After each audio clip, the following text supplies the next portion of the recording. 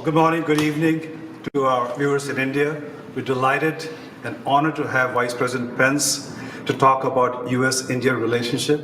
This is the most important relationship of the 21st century. And we value this partnership both from a geopolitical perspective, from an economic perspective, and trade perspective. And so on that note, I'm going to pass over to John Chambers, Chairman of USISPF. And once again, thank you, Vice President Pence, for taking the time and talk about India, US itself. John, over to you. Thank you. Mr. Vice President, this is going to be one of the most fun interviews I've done. A fellow Indiana graduate, looked at your background, it's just amazing. The 50th governor of Indiana, 48th vice president, a father that has 3 wonderful children, 2 of them married, and one that's about to get married, I understand, and wait till you're a grandfather. It is the neatest thing, no matter what everybody says. It is possible. It's so exciting.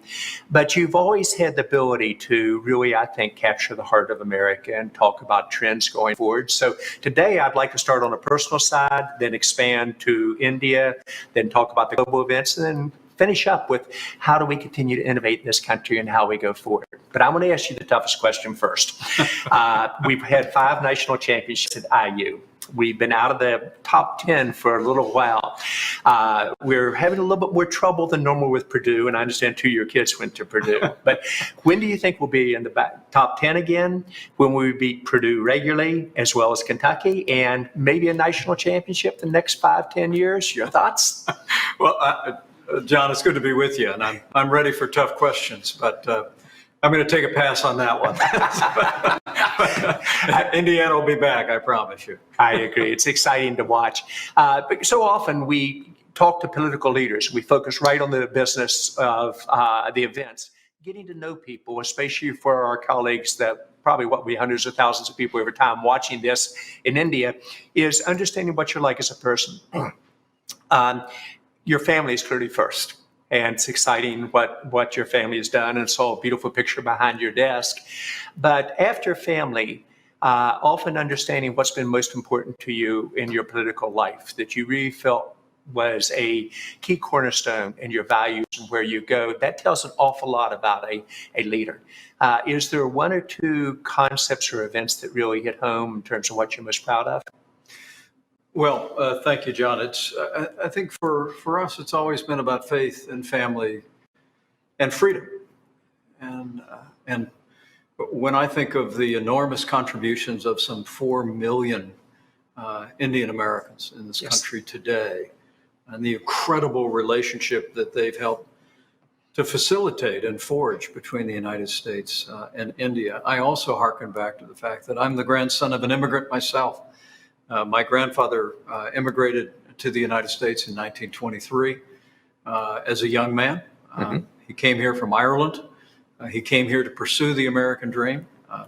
And in living the American dream in this great country, he drove a bus for 40 years, raised my precocious mother, who's 87 years young.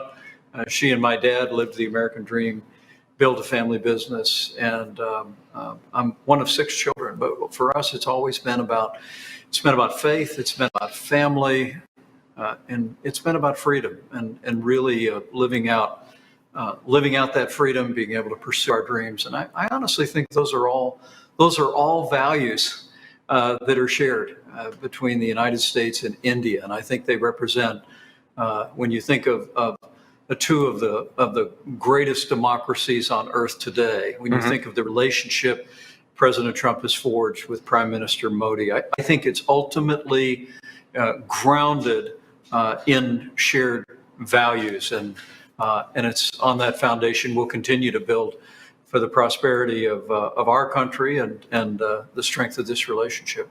Well, I'm going to come back to that a little bit later. Painting the big picture first, if you think about the next 4 years, what are your key priorities for the next 4 years? In other words, if I'm fortunate enough to come back 3 years from now and we're talking about how far the U.S. has come and also our relationship with India, your top priorities, if I may? Well, when we took office, we had endured the slowest economic recovery since the Great Depression. Our military was in so many ways struggling under budget cutbacks, alliances around the world. We saw regimes around the world that had been emboldened in the Middle East with Russian aggression in Ukraine. And all of that was the context in which President Trump came into office. And in our first 3 years, we rebuilt our military. We strengthened the relationship with allies around the world, including India, which included our commitment to strategic interest in alliances. Under this president, not only did we renew American military strength, but we renewed our commitment to a free and open Indo-Pacific, and ensuring that the strategic interests of freedom-loving nations across that region of the world and around the world knew that the American people were standing with them. But with regard to our economy, we implemented the policies of less taxes, less regulation, more American energy, and the kind of free and fair trade deals that literally created more than 7 million jobs in our first 3 years. And then in the United States, just like in India, we all continue to deal with the global pandemic of the coronavirus. But as our economy is beginning to come back, and we look at the next 4 years, I like to say our objective is we made America great again before. We're going to make America great again. And we're going to build on the very same policies and principles of a strong commitment to our national defense. We're working with countries like India and other countries around the world to strengthen our mutual security alliances. And the sale of military equipment is a part of that with our allies around the world. To see our economy come all the way back, we're going to continue to pursue the kind of opportunities for mutual investment that with the United States and India, we literally, in the last 20 years, John, and you would know the numbers better than most, we've seen a 500% increase in the trading relationship between the United States and India. Yes, we have. As President Trump made clear in his visit in February to India, hosted by Prime Minister Modi, that we want to build on that relationship to the mutual benefit of both of our countries. We want to continue to pour a strong foundation in this country for greater growth, greater prosperity, and I just can't wait for the next 4 years to see us build on the momentum that we had developed before this coronavirus pandemic hit, to bring America all the way back, and to see relationships with countries like India continue to grow and prosper. Well, I want to thank you for being so open about your own personal values and direction, because getting for people to know each other between countries, being very candid about what's important and building that trust and relationship, both during the good times of growth and during the challenges. And I actually think it's the two together that make such a difference in firm relationships.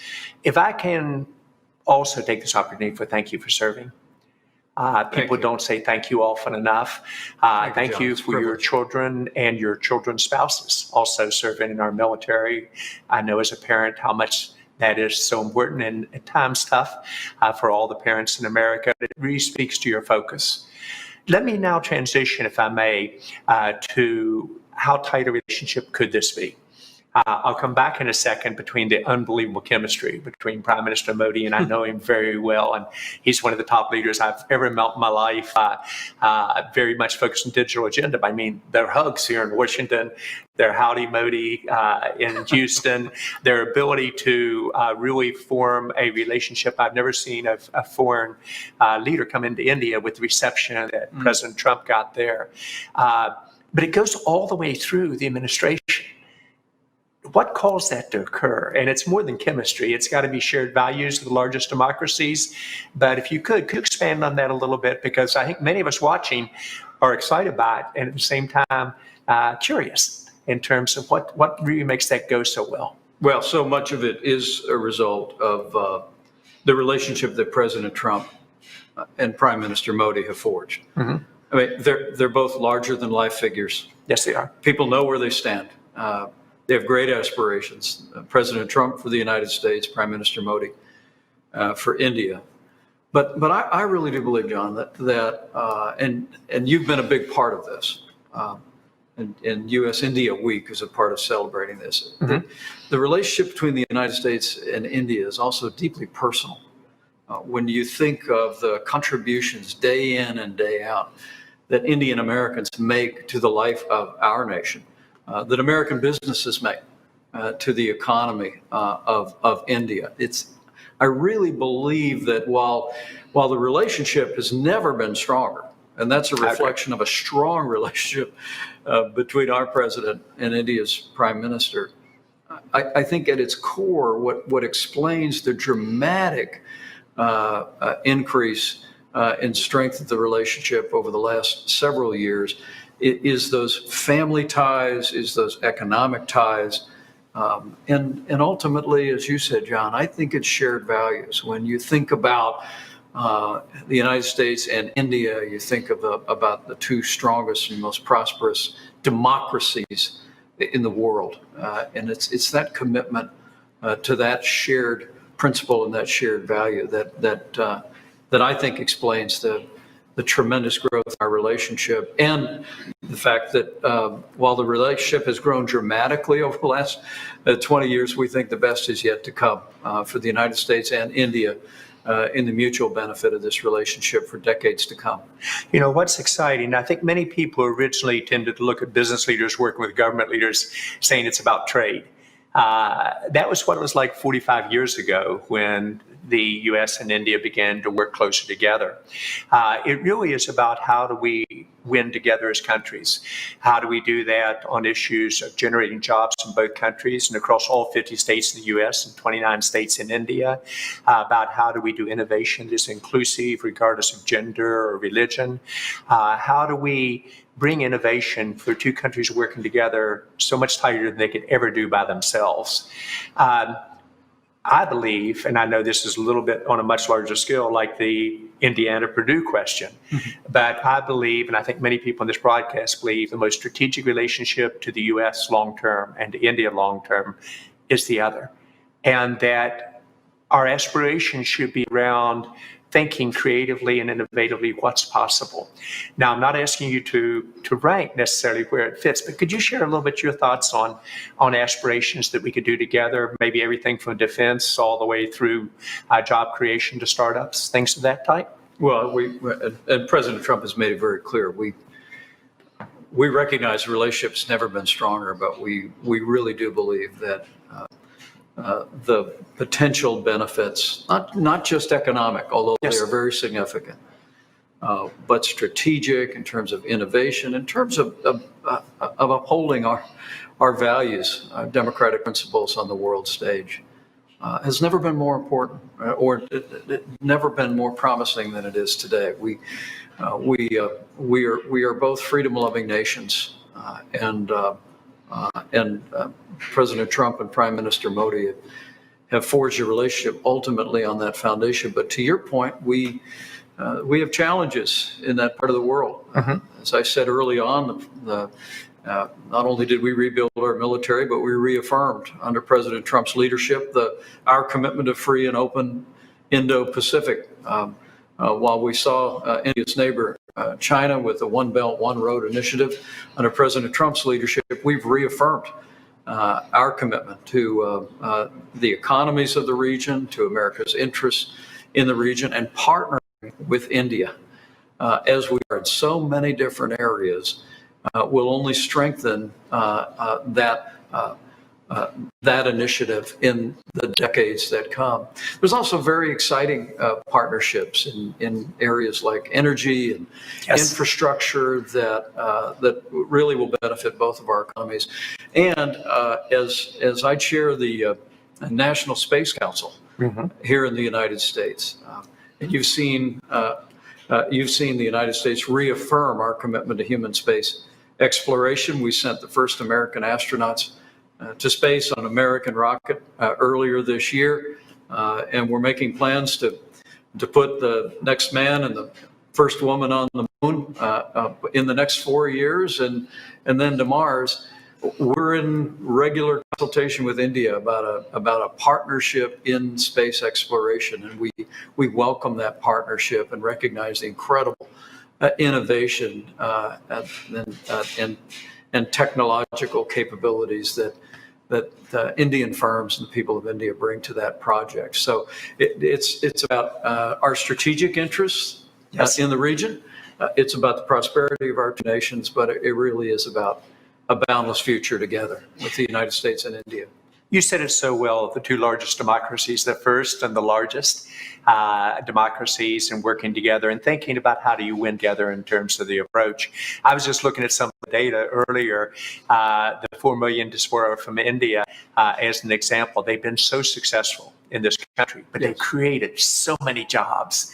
And I was just looking at the first and second generation leaders from India in the US running the Microsofts of the world, the Googles of the world, and the IBMs of the world. And out of my own startups, which I have 18 of them, probably 60% of them have first generation or second generation Indian founders. And yet they grow their headcount here in America by 50%. And the Indian startups are growing their headcount in America just like we're doing it together. If there's one message you would have for such talent, I mean, I think we've got 200,000 Indian students here, up from 80,000 just 10 years ago, about how we win together. What would it be? Well, I think it's just first, it's so refreshing to hear all of those numbers. But as I've traveled around this country, it's been the people that I've met that have inspired me. I mean, the business leaders, the people working in technology, the people that are creating businesses large and small. 4 million members of the Indian diaspora across the United States represent some of the best people in this country, and they're creating wealth and prosperity. But I would just say to anyone looking on and people coming and taking opportunities at our great colleges and universities is that we want to grow together. Yes. And they should have no doubt about that. And we've had challenges with our immigration system in the United States, particularly along our southern border. President Trump has been working to secure our border. We've made historic investments in border security. We'll continue to do that. But we're also going to fix our broken immigration system once and for all. And as the president and I have spoken many times, part of that second-term agenda is going to be the kind of immigration reform that's built on the principle of a merit-based immigration system. We want just what India wants is we want the people to come to this country that are ready to participate, ready to contribute, as people from India have done, as people in the United States have done in India. And so I just want that rising generation in India and Indian business leaders, men and women who are looking to make investments in this country today, to know that America is not only open for business, but we look forward to growing the relationship between our two countries for decades to come. Partnering for business. One of the tough questions is China. I work for Wang Laboratories here in the U.S. I did one of the first major strategic partnerships, high tech in China in 1995 as a young CEO. It was a win-win. Tough negotiations, but a win-win.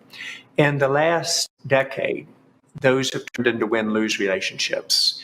And while I'm a huge believer in the people in China, I've been very disappointed, and we have to get back to win-win. And I congratulate the administration on finally bringing this to the forefront. The relationship with China being strained and their aggressiveness actually plays to the relationship with India, perhaps an opportunity for India and the U.S. to do things that might not have occurred otherwise. Your thoughts? Well, the relationship between the United States and India, standing alone, is important to our country, and will be for decades to come. But there's no question, as we've seen the relationship between the United States evolve in a way that when we came into office, half of our international trade deficit was with China. Yes. That as President Trump has made clear, China was simply not opening its markets to the United States of America. And beyond that, we saw the kind of human rights abuses. We've seen China break their word to the world with regard to Hong Kong. And we've seen provocative military actions in the South China Sea. by China. Against all of those, we've spoken out for our values, we've spoken out for human rights, we've spoken out against religious persecution, against Muslim Uyghurs and Christians in China, and we'll continue to do that. We've also made it clear, even recent maneuvers in the South China Sea, that we're going to continue to take the steps with all of our allies in the region to preserve a free and open Indo-Pacific. And President Trump's taken strong stands, imposing hundreds of billions of dollars in tariffs on China, demanding that they begin to join the family of nations and open up their marketplace. The encouraging word before the coronavirus pandemic struck was that we were able to secure a phase one deal with China. Just a beginning. Frankly, John, as you know, most of the tariffs President Trump imposed on China are all still in place, and we have a ways to go before we reset this relationship and level the playing field for American workers and for American jobs. But it's a start. Yes. And President Trump truly does believe that our best posture with China or any other nation in the world with which we are in a competitive relationship or worse is strength, American strength. That first comes from the strength of our nation, militarily and economically, but also it comes from the strength of relationships. And there's no question that the relationship that has been forged over the years and that under President Trump and Prime Minister Modi has never been stronger will strengthen the hand of those of us that want to see a future of freedom in the Indo-Pacific, that want to see a future of freedom across Asia, and that as we stand together more closely for security in our economies, we believe that will only strengthen the case for a future of freedom. We want a good relationship with every country in the world, including China. And President Trump has a very good relationship with President Xi. But we're going to continue to stand firm with our allies in the region like India, and we're going to continue to be strong for America's values, America's strategic interests, and for American jobs and American workers in that relationship. And all that we do with India, strengthening all the ties with India, only strengthens that case. Well, I want to thank you. I've enjoyed this interview more than I ever dreamed, and it's fun listening to how you think and getting to know you even more as a leader and a person. I hope that also is very much what our audience was able to get, both watching it live and those that watch it later. Any last thoughts on the relationship between India and the U.S. or challenges to the business leaders and government leaders who are watching this from both countries or citizens at this time? Well, just maybe a word of thanks. I think this is the third annual U.S.-India Week. Yes, it is. I had the privilege of addressing your foundation several years ago at the outset of this initiative. And John, I not only want to thank you, but I want to thank all the business leaders in both countries who've worked to build this relationship. It is a relationship that is founded on shared values, a commitment of the two of the world's largest democracies, a commitment to economic freedom and exchange. And I truly do believe that the relationship between the United States and India, because of much of the work that all of you have done and the work of our president and India's prime minister, has never been stronger. But I really do believe that all of us continue to build the ties that bind on the foundation in which we've built this relationship. The best is yet to come for the U.S.-India relationship in the years ahead. So thank you all very much. And John, thank you for including me in this important U.S.-India Week. Thank you, Mr. Vice President. Our honor.